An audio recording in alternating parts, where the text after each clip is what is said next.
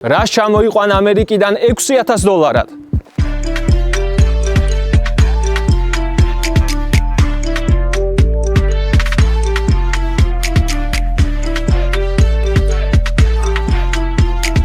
ეს არის 2016 წლის Kia Niro, რომელიც აღჭურვილია 1.6 GDI-ის ტიპის ძრავით და მინდა გითხრათ, რომ ეს ის პრობლემური GDI ძრავი არ არის, რაც თქვენ გახსოვთ.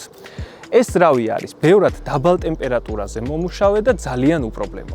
მასთან ერთად წყვილში არის 3 გადაბმულობიანი რობოტიზირებული გადაცემათა კოლოფი და ასევე აქაც გავამახვილებ ყურადღებას, რომ ეს რობოტი პრობლემური ნამდვილად არ არის. 3 გადაბმულობიანი რობოტიზირებული გადაცემათა კოლოფის უპირატესობა ის არის, რომ ერთი გადაბმულობა ცალკე მუშაობს ავტომობილის დაძვრაზე, ხოლო დანარჩენი 2 გადაბმულობა გადაცემათა კოლოფის მუშაობისას.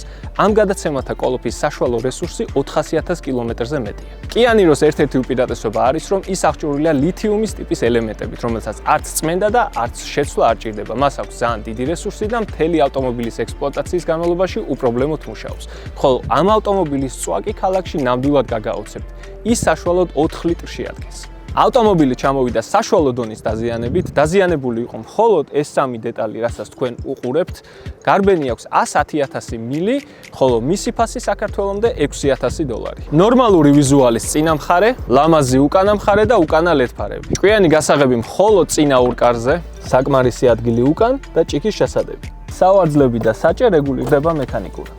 და უკანა ხედვის კამერა. ეს იყო 2016 წლის Kia Niro იდეალური ავტომობილი პატარა ოჯახისთვის ან ნებისმიერი იმ ადამიანისთვის, ვისთვისაც საწვავის ეკონომია ყველაზე მნიშვნელოვანია. ავტომობილი კიდევ ერთხელ გავიმეორებ, მოიხმარ საშუალოდ 4 ლიტრს საწვავს ქალაქში, არ ფუჭდება და არის ძალიან გამძლე. ამ ავტომობილის საშუალო ფასი საქართველომდე შეადგენს $6,000, გააჩნია დაზიანებას და ავტომობილის გარბენს.